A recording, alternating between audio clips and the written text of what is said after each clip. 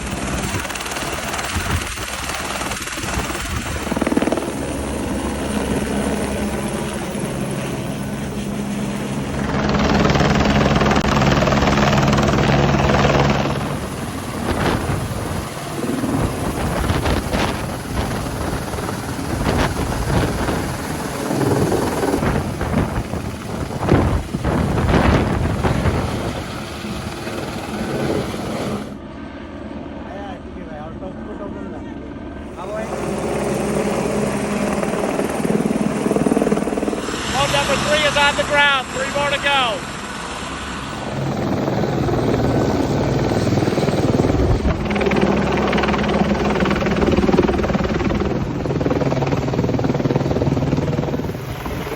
When I started elevating the pole just after the 2015 earthquake, I never thought we'd be having helicopters up on a hillside to dispatch equipment and aid to people. Absolutely unbelievable. A great collaborative effort by everybody. All our donors at home, all the community residents, the government, Kailash Helicopter Company. Great job, everybody.